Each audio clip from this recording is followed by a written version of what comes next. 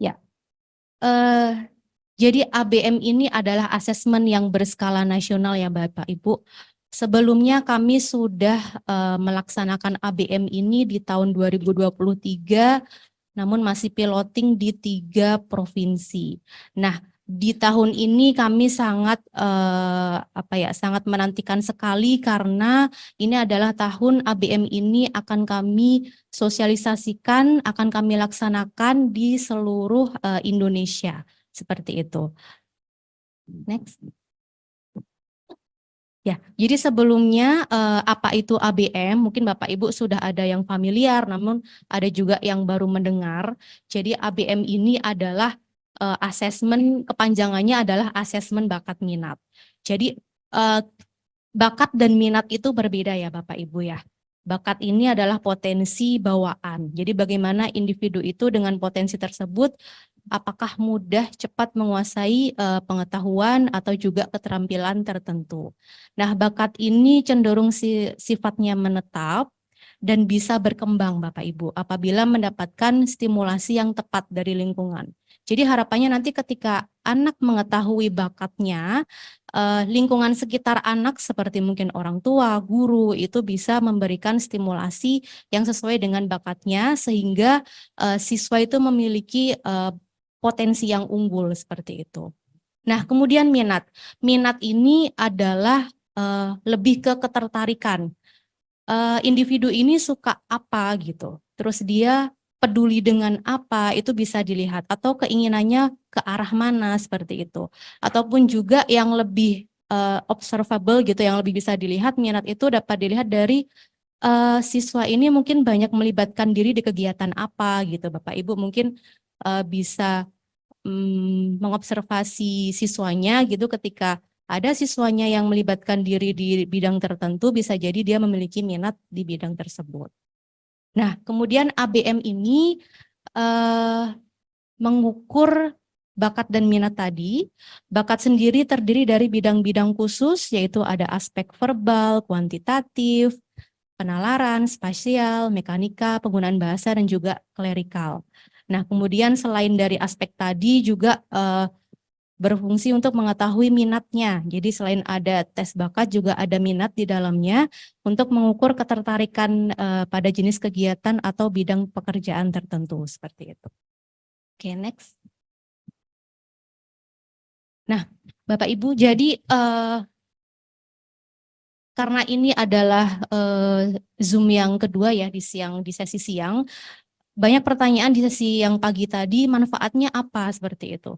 Jadi manfaat dari ABM ini mampu memprediksi kemampuan dari individu jika diberikan kesempatan melanjutkan belajar ke jenjang yang lebih tinggi.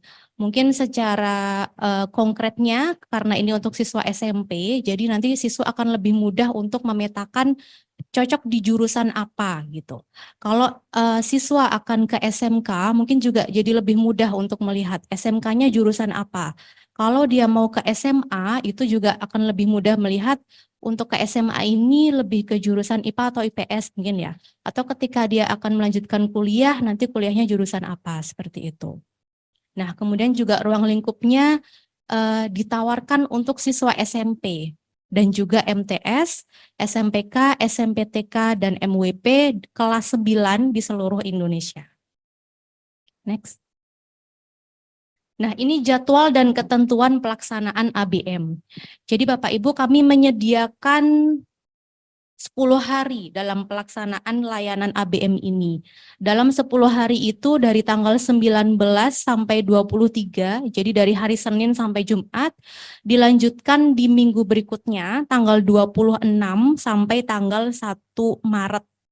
Jadi kalau diawali di tanggal 19 Februari 2024, diakhiri di tanggal 1 Maret 2024, seperti itu. Kemudian mekanismenya pelaksanaan ABM ini tidak bersifat wajib ya Bapak Ibu.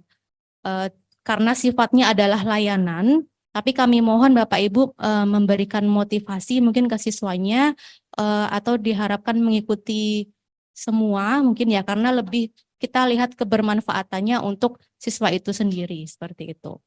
Kemudian dilaksanakan hanya dengan metode online mandiri, dan tidak dapat menumpang dengan satuan pendidikan lain. Ini sedikit berbeda dengan pelaksanaan AN ya Bapak Ibu ya. Karena ini juga seperti yang saya sebutkan tadi sifatnya layanan, jadi kami memberikan istilahnya batasan, metodenya hanya online, mandiri, dan juga tidak dapat menumpang.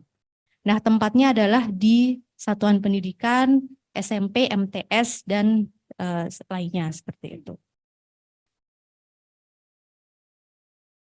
Nah, ini secara detail komponen dari ABM, jumlah soal, dan juga waktu pelaksanaan.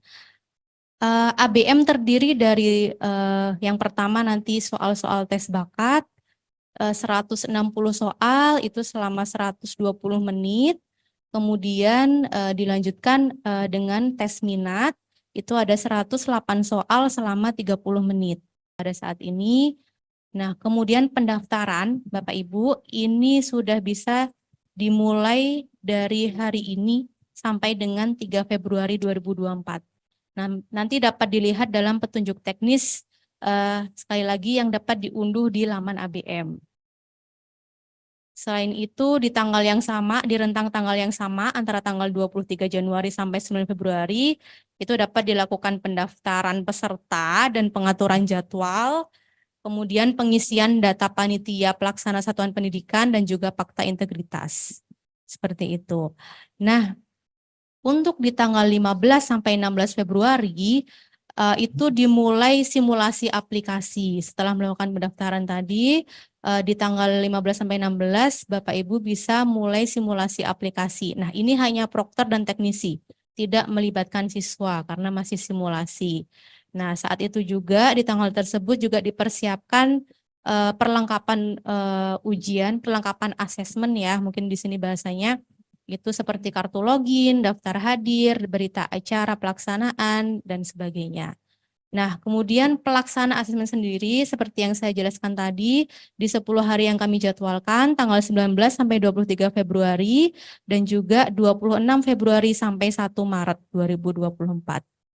Nah, kemudian setelah itu adalah mengunggah kelengkapan ujian. Ini setelah selesai pelaksanaan di satuan pendidikan di tanggal 19 Februari sampai dengan 1 Maret. Jadi tadi yang fakta integritas, berita acara itu mohon diunggah di antara jadwal berikut. Harapannya sebelum 1 Maret sudah kelengkapannya sudah diunduh semuanya, seperti itu. Nah, di tanggal 11 Maret ini hasil akan diumumkan dan dapat diunduh dari laman ABM. Hasil ini seperti yang saya sebutkan tadi ya, yang bersifat individual nanti diberikan ke siswa seperti itu.